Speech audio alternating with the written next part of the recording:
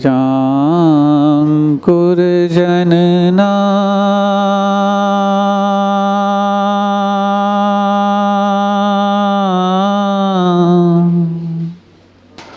भौवीजाङ्कुरजनना रागाद्याक्षयमुपागता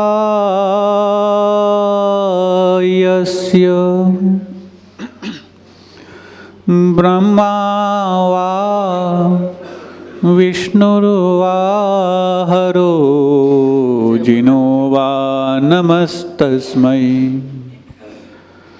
जो विद्यादिसागर सुधी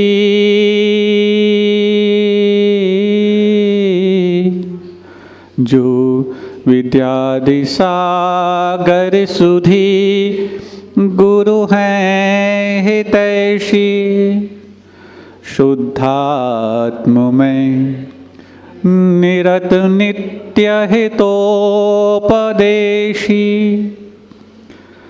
जो पाप ग्रीष्म ऋतु में जल हैं सयाने पूजूं उन्हें सतत केवल ज्ञान पाने। पूजूं उन्हें सतत केवल ज्ञान पाने। देवादिदेव 1000 शीतलनाथ भगवान की परम पूज्य आचार्य परमेष्टि गुरुदेव श्री विद्यासागर जी महामुनिराज की, पूज्य आचार्य श्री समय सागर जी महाराज की, समस्त निर्यापक श्रमण मुनिराजों की, परम पूज्य मुनि श्री सौम्य सागर जी महामुनिराज की, समस्त आचार्य संघ की। विज्ञान ने कई ऐसी खोजों को अपने ही अनुभव के आधार पर और प्राचीन प्रचलित पद्धतियों को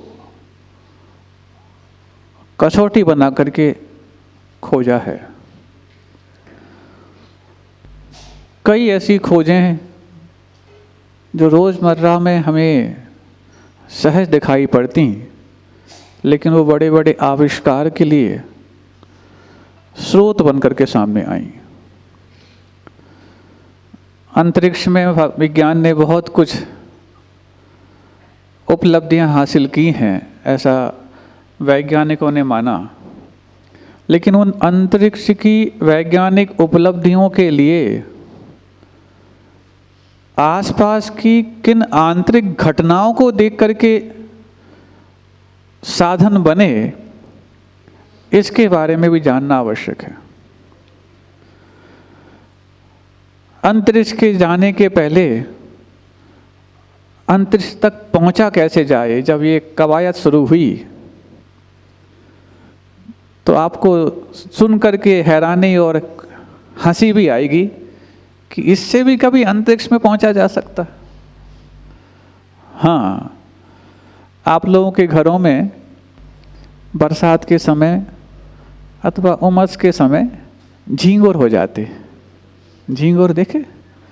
और कभी आपने झींगुर के पैरों की बनावट यदि देखी हो, वो कैसे अचानक जंप करता है। इस दृश्य को देख करके वैज्ञानिकों ने रॉकेट का निर्माण किया। सुन रहे हैं आप लोग? झींगुर से रॉकेट के निर्माण की कल्पना करना भी अपने आप में एक अद्भुत कल्पना है। उसके पैर से थोड़े से मुड़े हुए होते हैं, देखे ना, और जब वो जंप करता है थोड़ा पीछे जाकर के एकदम से जंप करता है। अब वैज्ञानिकों के सामने एक समस्या थी कि जो 3-4 स्तर अंतरिक्ष के हैं, आइनोस्फीयर, एक्सोस्फीयर, इस वायुमंडल से बाहर यदि हम किसी भी वाहन को भेज पाए तो शायद हमारा फिर वहाँ तक पहुँचाना संभव हो पाएगा जहाँ तक जाने की हम कल्पना कर रहे हैं। अंतरिक्ष में पहुँचना बड़ी बात नहीं, चांद पर पहुँचना अलग बात है, वो हम स्वीकारते नहीं। अंतरिक्ष तो क्या आकाश है, जितने आपके पास सामर्थ्य आप पहुँच सकते, लेकिन उस आकाश की भी अपनी अपनी कुछ सीमाएं हैं कि कौन व्यक्ति है जो कहाँ तक की यात्रा कर सकता है और उसके ऊपर पहुँचने के लिए उसने कितना बल चाहिए। ईंधन तो आपके पास हो, लेकिन इंजन भी वैसा हो जो इस स्तर को पार कर पाए, ये लेयर्स को पार कर पाए। तो अब वो इतना सा छोटा सा झींगुर है, बाकी अन्य उड़ने वाले जो कीड़े होते हैं, पतंगे होते हैं, पक्षी होते हैं, वो धीरे धीरे पंख चलाते चलाते पहुंच जाते हैं। लेकिन इसके पास पंखों का विशेष योगदान नहीं, पैरों का विशेष योगदान है। आप लोग सुन रहे हैं, झींगुर पंखों से कम उड़ता, बल्कि पंख इतने काम नहीं आते, वो पैर काम आते हैं। वो पैरों की बनावट ऐसी है कि वो पीछे से हल्का सा जा कर के एकदम जंप लगाता है। कभी झींगुर आपने ऐसे हवा में उड़ते हुए नहीं देखे होंगे, जंप लगाते हुए देखे हैं।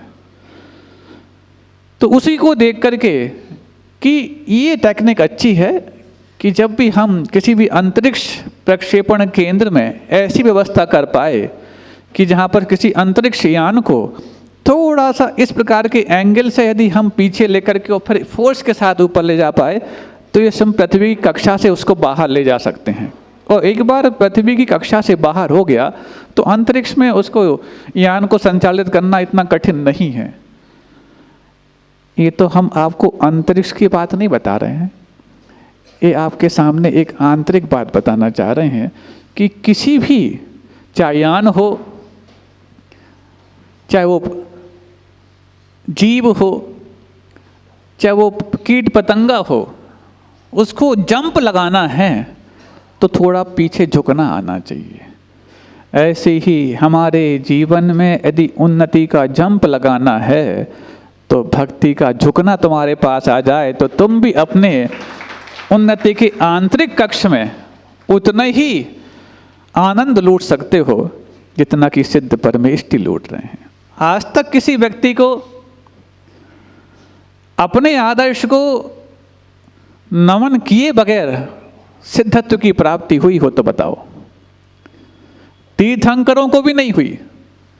भले ही कहते कि तीर्थंकर किसी को नमस्कार नहीं करते, नमोकार मंत्र भी नहीं बोलते, हाँ बिल्कुल ठीक बात है, लेकिन नमोकार मंत्र पूरा नहीं बोलते।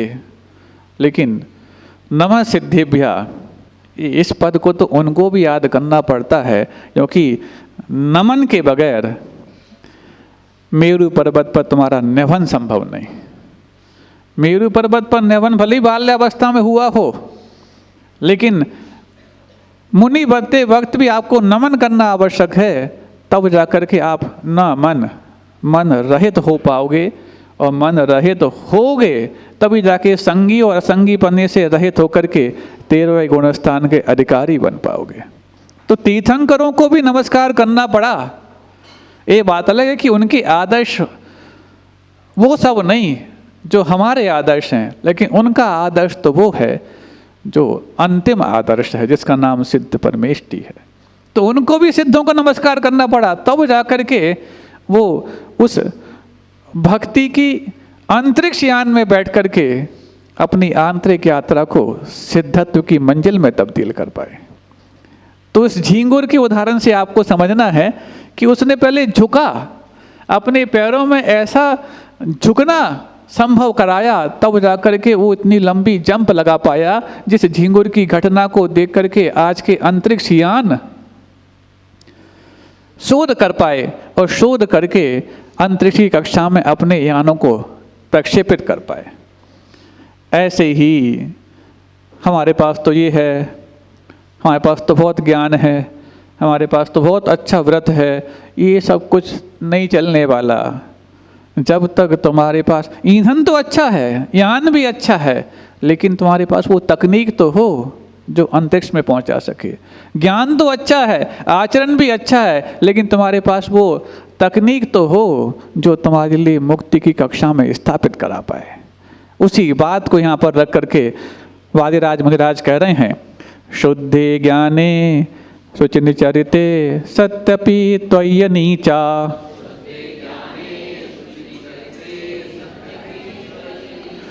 शुद्धे ज्ञाने शुचिनिचरिते सत्यपि त्वय्य नीचा।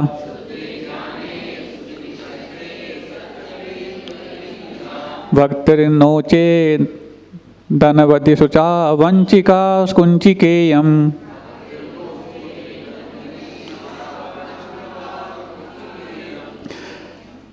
भक्तिर्नोचे धनवती शुचा वंचिका कुंचिकेयम्।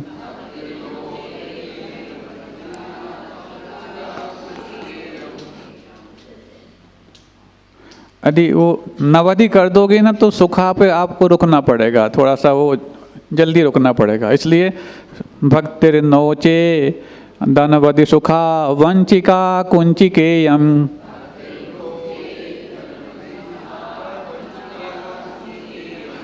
शक्योद्घाटं भवति कथं मुक्तिकामस्य पुंसो।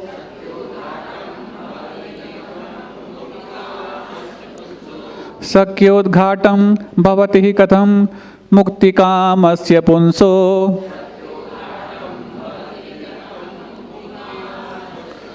मुक्तिद्वारं परिदृढमहामोहमुद्राकवाटम्।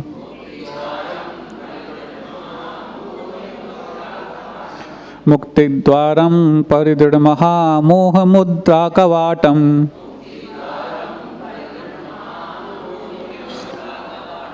शुद्धे ज्ञाने शुचिनिचरिते सत्यपि त्वय्य नीचा। भक्तिर्नोचे धनवधि सुखा वंचिका कुंचिकेयम्।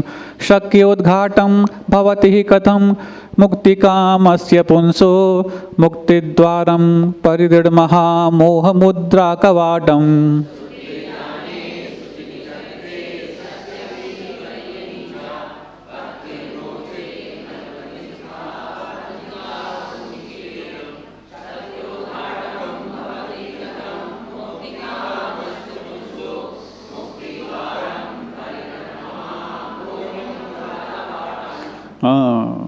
शुद्धे ज्ञाने, ज्ञान पवित्र आपका शुद्ध है। शुचिनी चरिते, आचरण भी पवित्र हो गया। अब क्या चाहिए? ज्ञान पवित्र हो गया, आचरण पवित्र हो गया, हो रखे रहो अपने पास। अरे इतनी बड़ी बात होने के बाद इतनी सी आपने पूरा सिरे से ही खारिज कर दिया। अब आचरण आप महत्वपूर्ण मानते हो, आचरण भी पवित्र हो गया है, ज्ञान भी पवित्र हो गया, और आपने कह दिया रखे रहो। भाई जिनके पास ज्ञान मात्र होता, आचरण नहीं होता, उनसे फिर कह देते कि हाँ पहले आचरण लाओ तब तुम्हारे ज्ञान की कमी, ज्ञान की बात रखेंगे। यहाँ तो दोनों सही पवित्र हो गए, और पवित्र भी हो गए और पूर्ण भी हो गए। अब क्या बचा? 11 अंग 9 अंग 9 पूर्व तक तो अशुद्ध ज्ञान माना जाता है। भली ज्ञान सम्यक जैसा है, ज्ञान की दृष्टि में नहीं, लेकिन उसके पास सम्यक दर्शन नहीं हो सकता, क्योंकि सम्यक दृष्टि इसके ऊपर जा पाएगा, मिथ्या दृष्टि यहाँ तक भी जा सकता है। इसका मतलब ये नहीं कि जो 11 अंग 9 पूर्व तक चला गया वो सारे मिथ्या दृष्टि ही हैं, वो भी सम्यक दृष्टि हो सकते हैं, लेकिन यहाँ तक तो मिथ्या दृष्टि तक पहुँच सकते हैं और 10वें पूर्व में प्रवेश भी कर सकते हैं, लेकिन उसके आगे की यात्रा सम्यक दृष्टि ही कर पाएगा। तो 11 अंग और 14 पूर्व तक का भी ज्ञान हो गया हो जो सम्यक दृष्टि, लेकिन यहाँ पर 11 अंग और 14 पूर्व के पहले की बात की जा रही है। 11 अंग 9 पूर्व का ज्ञान भी हो गया। वो ज्ञान जो मिथ्या दृष्टि के पास 11 अंग 9 का है, पूर्व का है, वो जो सम्यक दृष्टि के पास है, उस ज्ञान में कोई अंतर नहीं है। आचरण भी निर्दोष पालन कर रहा हो। हाँ, द्रव्यलिंगी जो होते हैं आचरण निर्दोष पालन करने से द्रव्यलिंगी माने जाते हैं। इसका मतलब ये नहीं है कि वो अपने आचरण में दोष लगाते, वो तो अलिंगी हैं, कुलिंगी हैं, लेकिन जो द्रव्यलिंगी हैं वो 28 मूल गुणों का निर्दोष पालन कर रहे हैं। मतलब ये तो होगी साधुओं की बात, आप लोगों की बात भी कर लें। मान लो कोई व्रती है, व्रतों का निर्दोष पालन कर रहा, ज्ञान के क्षेत्र में भी बहुत आगे तक पहुंच गया, कछु नहीं होने वाला। अरे बताओ, इतनी मेहनत करके, कितनी जगहों से सीख सीख करके तो इतना ज्ञान पाया, इतनी मेहनत करके अपनी इच्छाओं को दमन करके तो इतना आचरण उठाया, उसके बाद भी आपने कह दिया कोई काम का नहीं। हाँ, तो फिर अब क्या चाहिए? सत्यपि, ये होने पर भी, सती अपि शुद्ध ज्ञाने सुचिनि चरिते सती अपि, ये सब कुछ होने पर भी त्वय्य अनीचा भक्तिर्नो चेत अनवधि सुखा वंचिका कुंचिकेयम। जब तक शुद्ध ज्ञान और शुद्ध आचरण रखने वाले व्यक्ति को बहुत असीम सुख के चाबी रूप आपकी भक्ति, वो भी अनीचा, कैसी? ऐसी भक्ति भगवान जो हर व्यक्ति को प्राप्त नहीं होती, हर व्यक्ति के मन में नहीं उत्पन्न होती, ऐसी उत्कृष्ट और प्रबल भक्ति जिस शुद्ध ज्ञान और शुद्ध आचरण रखने वाले व्यक्ति को प्राप्त हो जाए, तब तो ठीक है। नहीं है तो शुद्ध ज्ञान भी है, पवित्र आचरण भी है, पुनीत विचार भी हैं, सब कुछ है, लेकिन तुम्हारे पास भक्ति नहीं है, और वो भी प्रबल भक्ति नहीं है, तो क्या होगा? शक्योद्घाटम भवति कथम मुक्ति कामस्य पुंसो। जो मुक्ति को चाहने वाला पुरुष है, क्या शक्योद्घाटम उद्घाटित कर सकता है? क्या भवति कथम, क्या हो सकता है ऐसा? क्या मुक्ति द्वारम परिदृढ़ महामोह मुद्रा कवाटम, ऐसा मुक्ति का द्वार जो महामोह रूपी कवाट से मुद्रित है, बंद है। मुद्रा का मतलब यहाँ पर ताला भी कह सकते हैं। यदि जो मोह रूपी कपाट से ताला लगा हुआ है जिस मुक्ति के द्वार का, हाँ, अब कोई हो सकता है कि मोह के द्वार से ताला, मोह के ताले से बंद है क्या? हाँ, मोह के ताले से तो बंद है। मोक्ष का द्वार और मोह के ताले से बंद, बिल्कुल। ताला तो मोह की लगा हुआ है, क्योंकि मोक्ष का द्वार मोक्ष के ताले से नहीं लगता, मोह के ताले से लगता है। कभी भी जो बंधन होता है वो विपरीत होता है। हाँ, तो मोक्ष की मंजिल के द्वार पर ताला जो लगा, वो मोह के कबाड़ पर लगा हुआ ताला, ऐसा मुद्रा जो है वो काय से खोलने वाली? अब चाबी लाओ। अब चाबी कौन? हमारे पास खूब ज्ञान हो गया, रखे रहो। इतना आचरण हो गया, रखे रहो। बहुत अच्छी बात कही जा रही है।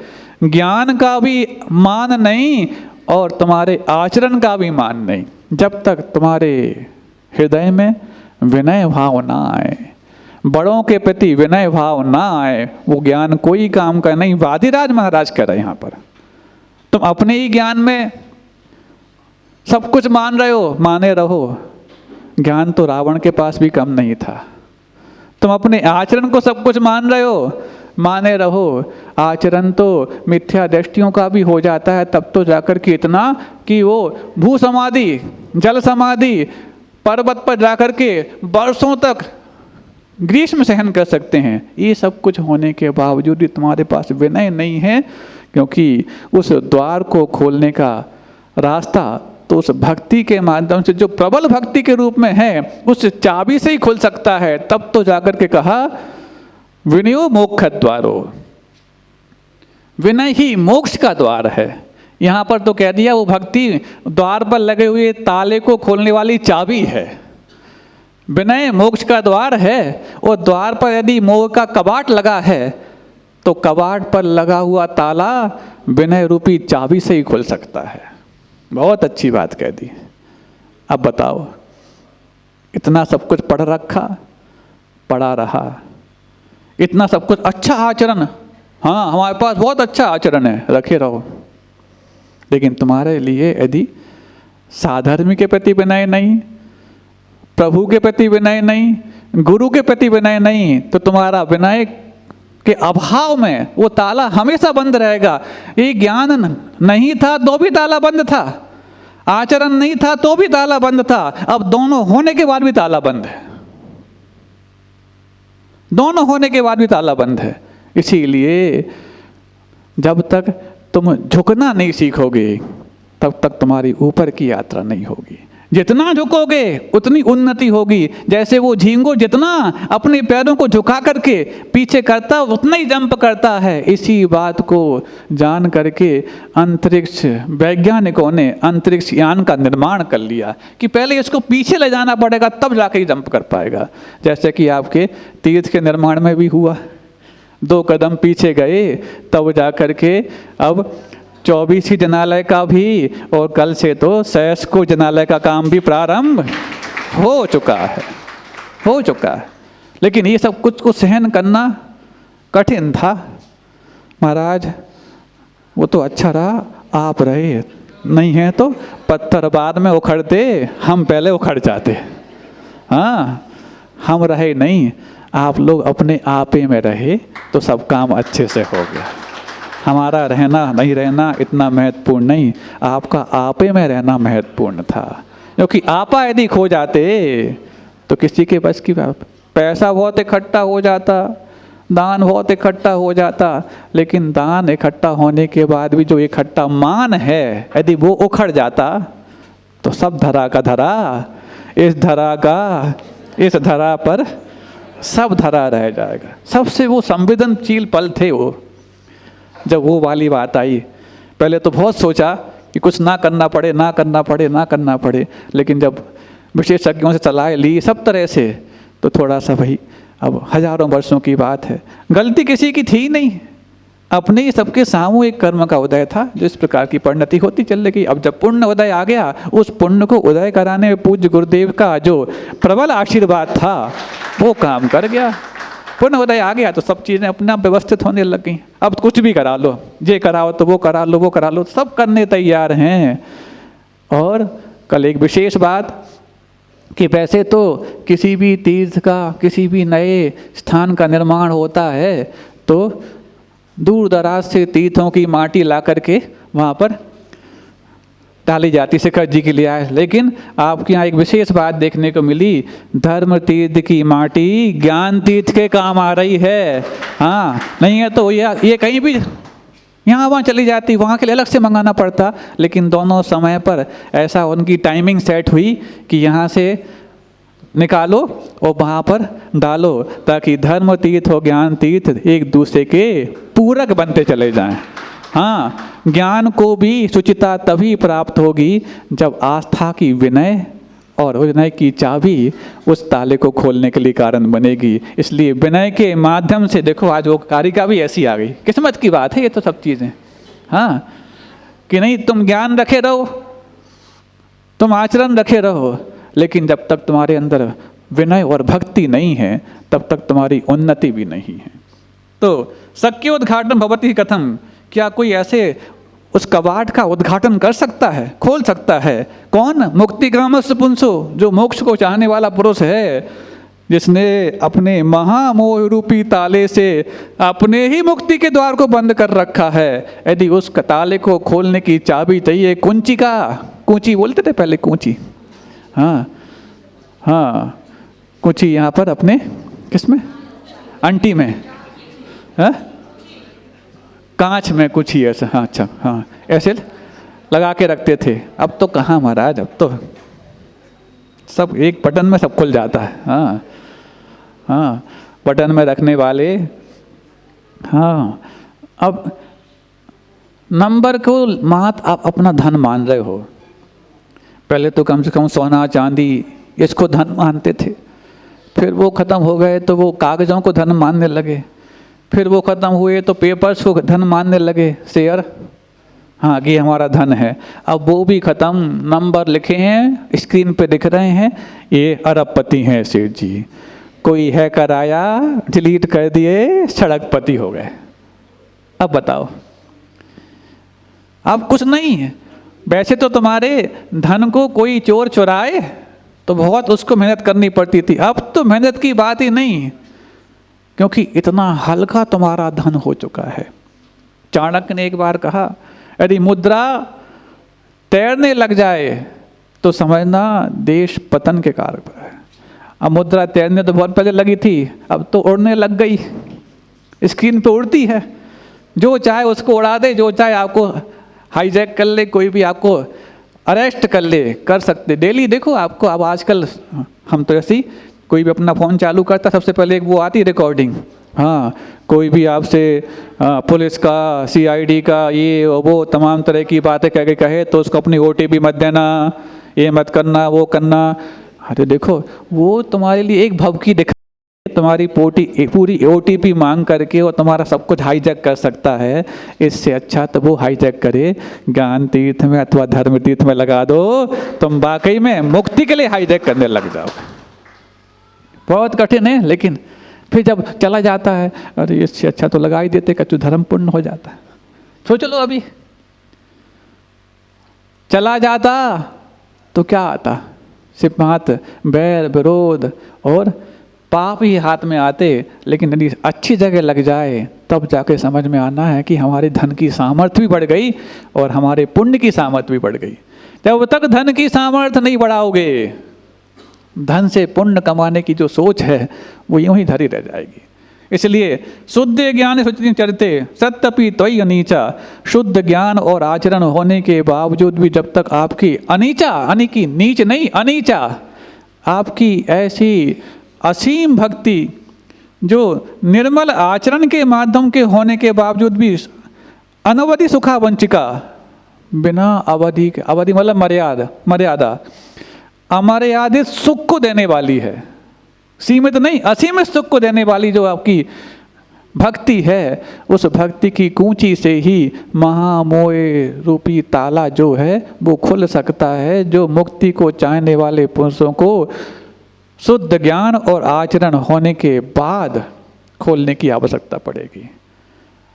ये शुद्ध ज्ञान और आचरण तो सिर्फ मात्र मार्ग में काम आएगा, लेकिन मार्ग पार करके जब ताला खुला है तो जब ये मार्ग से चला ही नहीं है, वो भी मुक्ति से दूर है, और तुम द्वार पर पहुंच गए तो भी मुक्ति से दूर हो।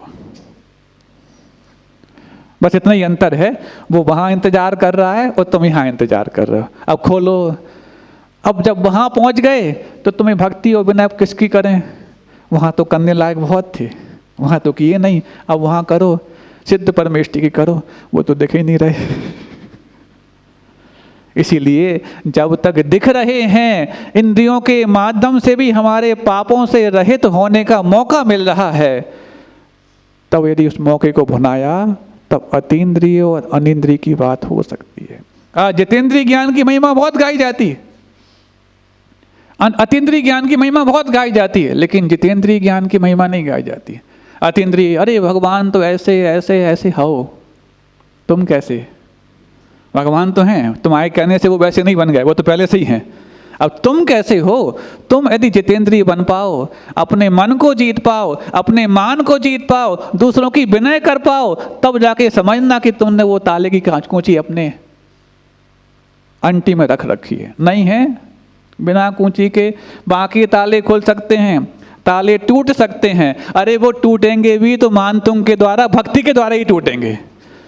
चाहे तुम कुंजी के द्वारा खोलो, चाहे वो किसी दूसरी चीज की तोड़ो, तोड़ने में भी समर्थ भक्ति है और खोलने में भी समर्थ भक्ति ही है। ऐसे ही अगली कारिका में एक और अच्छी बात सामने ला रहे हैं।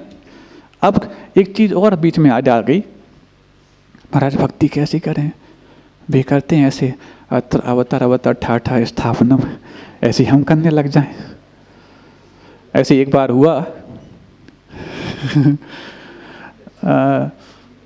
एक धोबी तो समझते ना, आज तो सब हर घर में धोबी है, वॉशिंग मशीन, हम तो असली धोबी की बात कर रहे हैं।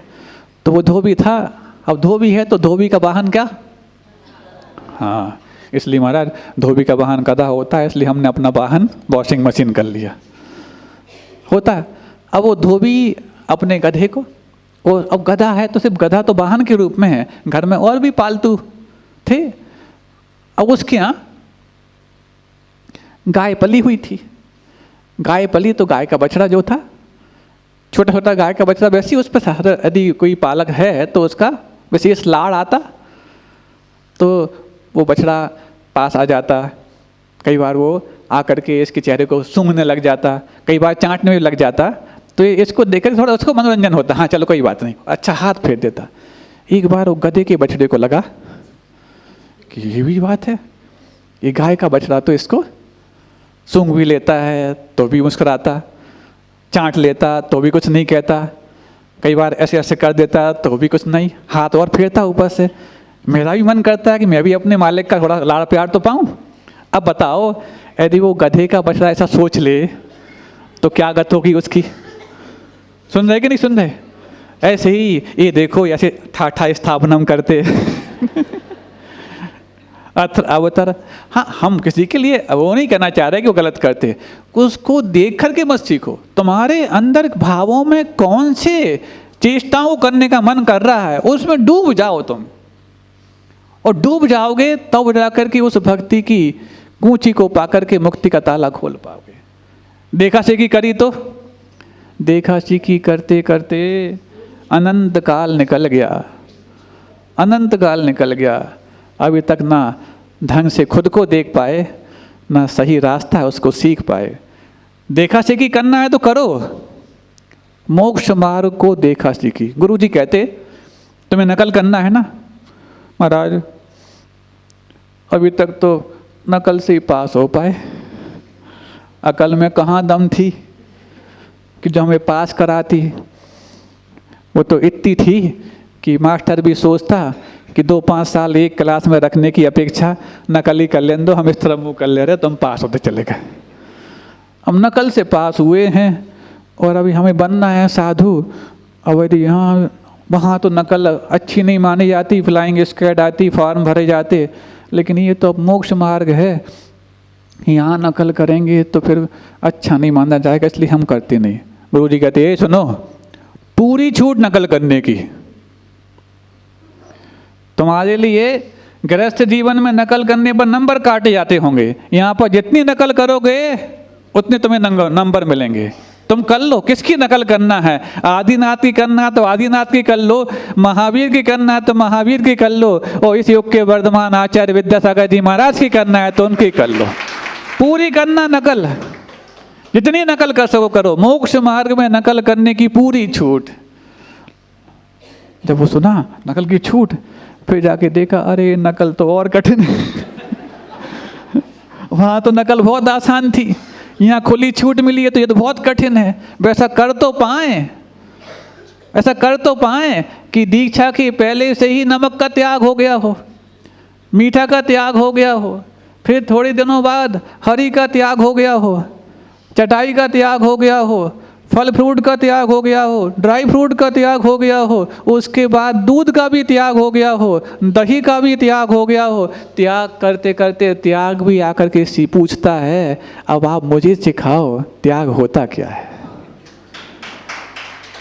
त्याग भी आकर के त्यागी से पूछने लग जाए कि त्याग क्या होता है, तब उस व्यक्ति का नाम आचार्य विद्यासागर जी महाराज होता है।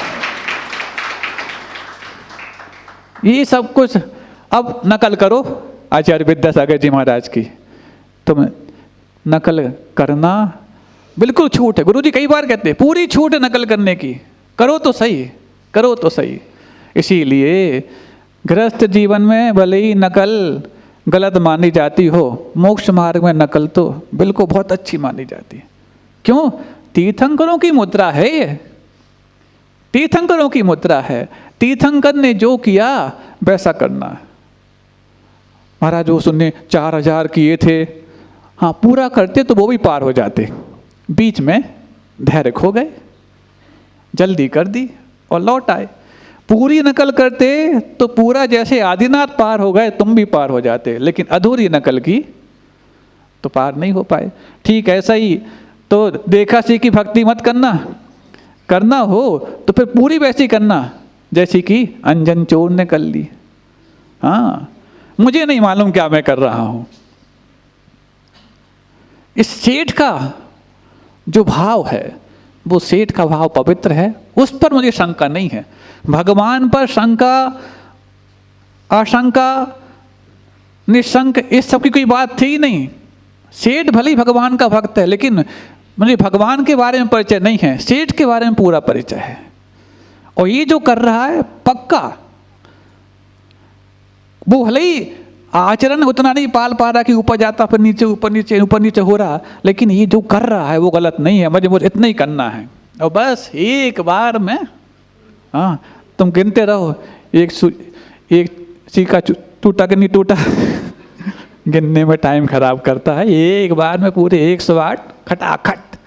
और नीचे तो बाद में आ पाता। उसकी जो श्रद्धान थी, उसकी श्रद्धा से देव पहले ही आ गए उसके नीचे, उठा के ऊपर उठा के लेके चले गए।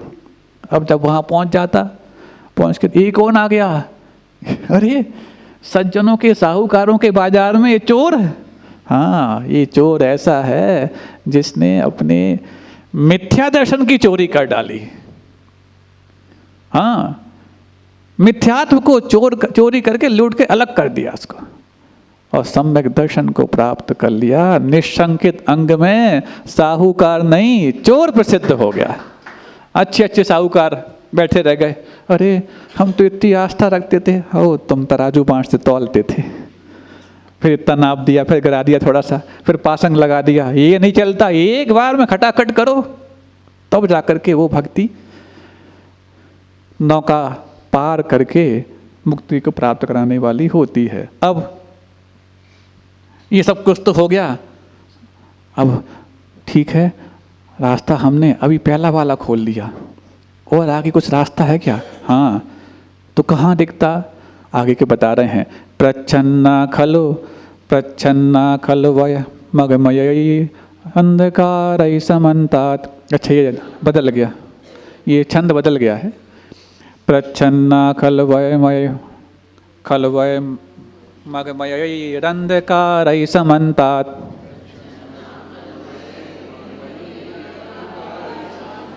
पंथा मुक्ते स्फुटत पदः क्लेशगर, नहीं वही है छंद। प्रच्छन्ना खल वय मगमय अंधकार समन्तात।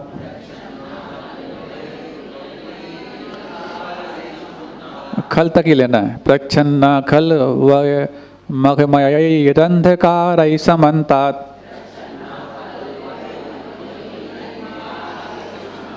पंथा मुक्ते स्थपटत पदः क्लेशकर तैरगाधै।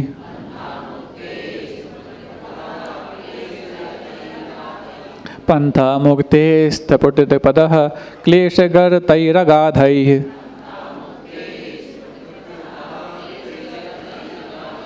तत्कस्तेन व्रजति सुखतो देवतत्त्वावभासी।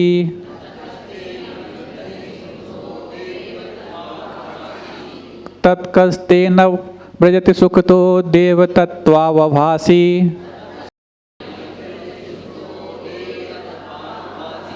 यद्यग्रे ग्रे न भवति भवत् भारती रत्नदीपः।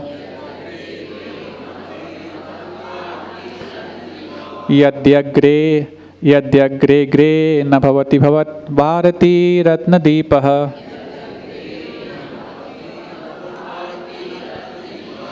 प्रच्छन्ना खल वय मगमय अंधकार समन्तात। पंथा मुक्ते स्थपुटित पदः क्लेशगर तैरगाधैः। तत्कस्तेन व्रजति सुखतो देवतत्त्वावभासी। यद्यग्रे ग्रे न भवति भवत् भारती रत्नदीपः।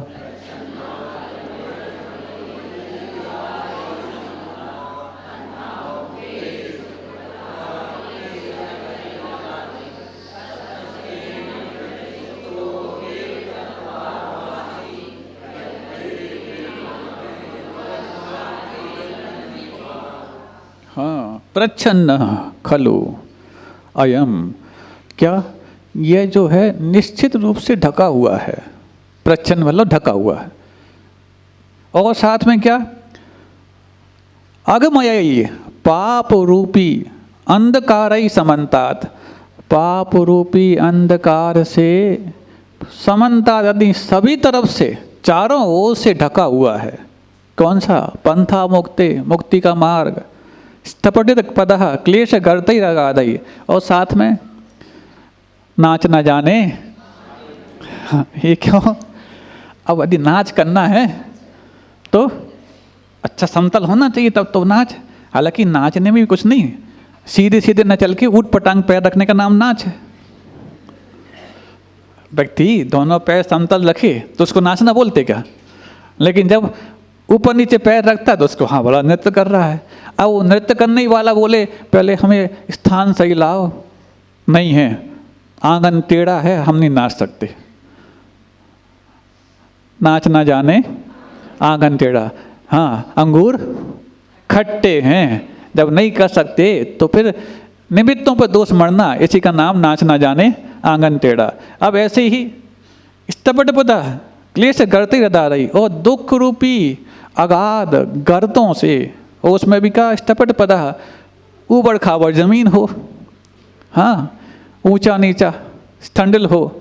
तो यदि ऐसा वहाँ स्थान हो, साथ में अंधकार हो और पूरा का पूरा मार्ग पापों से भरा हुआ हो, अब बताओ ऐसी भीषण विकट परिस्थिति में अब क्या कर सकते हैं। तत्कस्ते न भजति सुखतो देव तत्वावभासी यद्यग्रे ग्रे न भवति तत् भारती रत्न दीपा। अब तत्कह तेन भजति सुखतो, कौन सुखपूर्वक प्राप्त कर सकता है। देव यानी हे भगवान, तत्वावभासी भवत भारती रत्न दीपा न भवती यद अग्रे अग्रे, जिसके तत्वों को प्रकाशित करने वाला ऐसा रत्नों का दीप आगे आगे ना हो तो ऐसे मार्ग को कौन प्राप्त कर पाएगा। भगवान बहुत अच्छी बात कह दी। पहली बात तो रात का अंधेरा, अमावस की रात हो, ऊबड़ खाबड़ रास्ता हो, रास्ता कहाँ जाना पता नहीं हो और आगे कोई साथ भी ना हो तो कोई जा सकता, देख के डराएगा। रास्ते में यदि मकड़ी का जाल भी मिल जाए, अरे पता नहीं कौन भूत है, भाग करके लौट कर आ जाएगा। लेकिन जब आगे आगे उसके दीपक चल रहा, वो भी रत्नों का, जो हवा से बुझने वाला नहीं। ये दीपक तो थोड़ी सी हवा चले बुझ जाएं, लेकिन रत्न दीप न जिसके तले में अंधेरा होता, न जो आंधी से बुझ सकता। ऐसे रत्नों का दीप जब सामने हो तो घबराने की कोई आवश्यकता नहीं, उसके प्रकाश में आप पूरे मार्ग को पार कर सकते हो। ऐसे ही हे भगवान, ये क्लेश गर्त अदादि जो दुखों रूपी गड्ढों से भरा हुआ ये मार्ग है, ऊबड़ खाबड़ रास्ता है, साथ में पूरा अंधकार से चारों ओर से ढका हुआ ऐसे मुक्ति के मार्ग को यदि भगवान आपके तत्वों से प्रकाशित होने वाला रत्नों का दीपक मुझे आगे आगे ना चलता तो आज तक कोई भी व्यक्ति उस मार्ग को पार नहीं कर सकता था। अब ये प्रश्न उठ रहा मन में, ये तत्वों को प्रकाशित करने वाला दीपक ठीक है आगे आगे चले, लेकिन तत्वों को प्रकाशित किया किसने होगा शुरुआत में। जो व्यक्ति शुरुआत में मोक्ष मार्ग पे चला होगा उसको तत्वों को प्रकाशित करने वाला दीपक दिया किसने होगा। ये शुरुआत में जब भी शब्द आता है तभी ये प्रश्न हमारे लिए मन में खलबली पैदा करता कि शुरू में किसने किया था, शुरू में किसने किया था। क्योंकि ये दीपक होना तो आवश्यक है, क्योंकि वो मार्ग है ही ऐसा कष्टों से भरा हुआ है, ऊबड़ खाबड़ है, चारों ओर से अंधकार से ढका हुआ है। ऐसे उस मार्ग को यदि तत्वों के प्रकाशित करने वाला दीपक आगे आगे नहीं चलता तो प्रकाश। अब तो दीपक दिया किसने चले, ठीक है दूसरे वालों को तो पहले वालों का मिल जाएगा, लेकिन पहले वालों को नहीं। इसीलिए अनादि अनिधन है।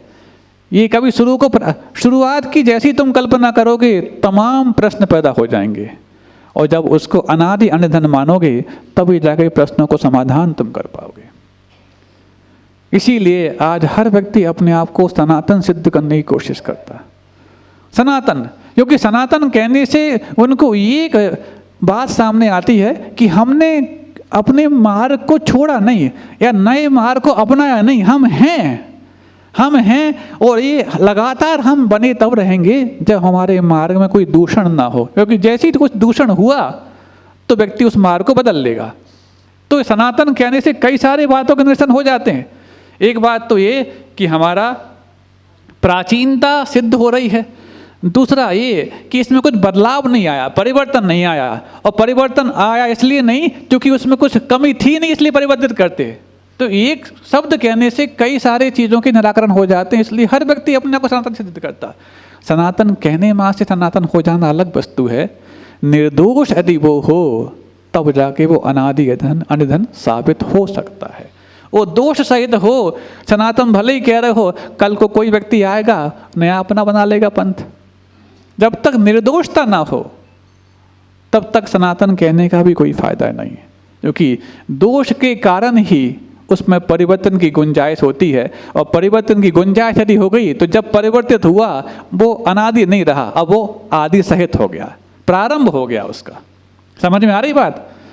तो प्राचीनता सिद्ध करने के पीछे उद्देश्य ये नहीं है कि हम पुराने हैं तो बहुत बड़े हैं, नहीं, हम निर्दोष हैं, अपरिवर्तनीय इसलिए हैं क्योंकि उसमें कोई कमी नहीं है। कमी होती तो परिवर्तन हो जाता, सुधार हो जाता उसमें, ऐसा।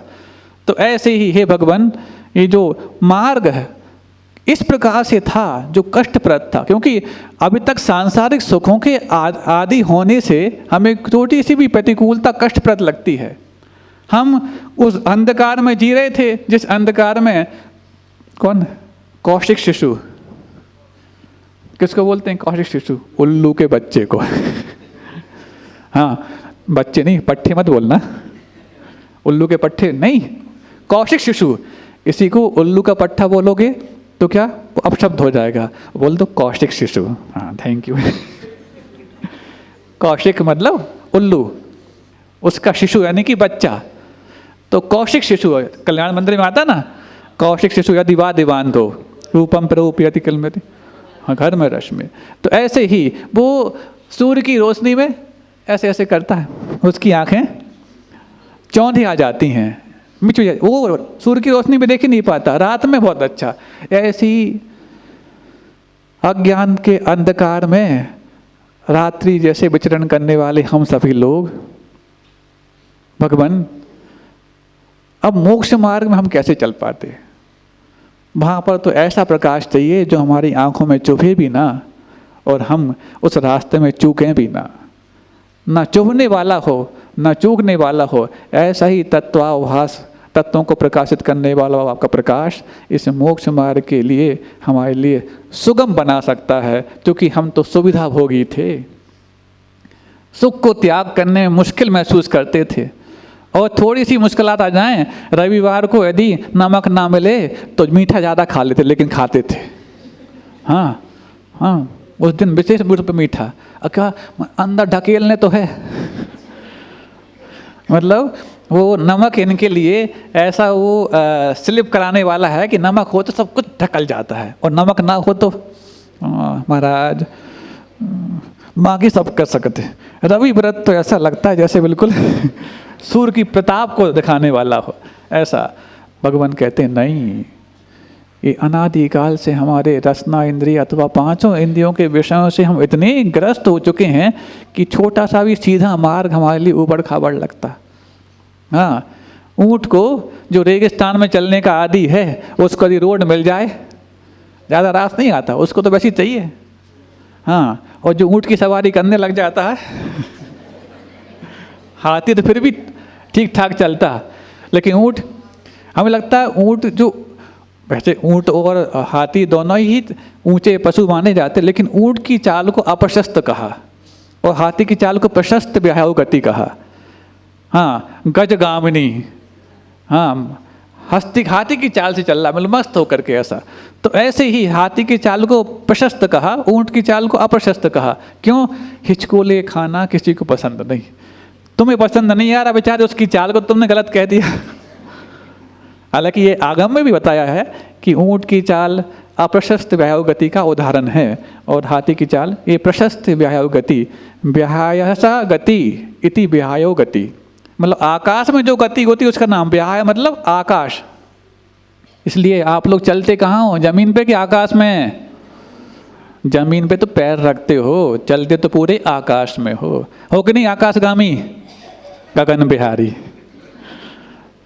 लेकिन गगन बिहारी तब माने जाते हैं जब आपके पैर और आपका पूरा का पूरा सिर दोनों अधर में हो, तब गगन बिहारी हैं। वैसे तो पूरे हम अधर में ही रहते हैं, पैरों को भी जमीन में रखे रहो और चल के दिखाओ, नहीं, उनको भी आकाश में उठाना पड़ता है, लेकिन उठाते वक्त एक पैर को नीचे रखना पड़ता।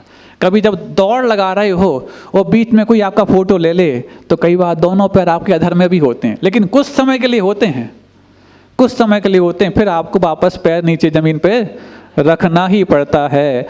ऐसे ही भगवान आपकी भक्ति रूपी जब मैं यात्रा कर रहा हूँ तो मेरे लिए ऐसे तत्वाभास का बीच में आलंबन लेकर के उसको हम रत्न दीपक को रूप में रख करके जब स्वीकारते हैं तो हमारी यात्रा सुगम हो जाती है, और जब यात्रा सुगम हो जाती है तो मंजिल आनंदमयी हो जाती है। अहिंसा परमो धर्म की।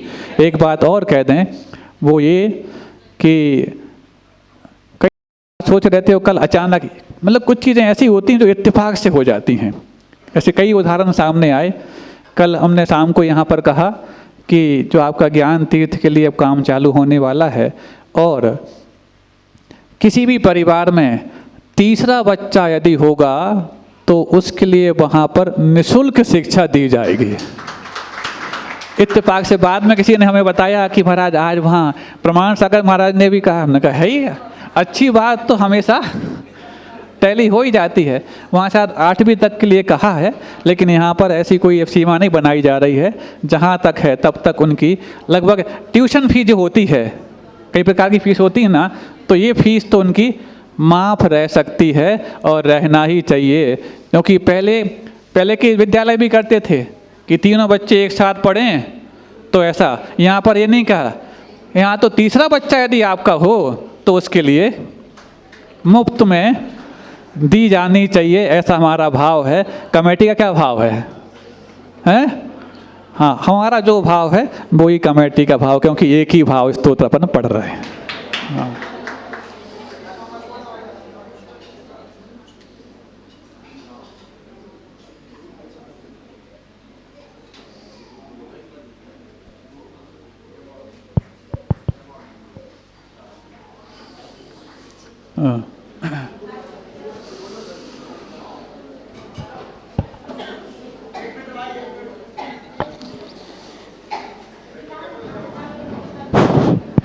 ये बोलिए परम पूज्य आचार्य गुरुवर विद्यासागर महामुनि राज की जय।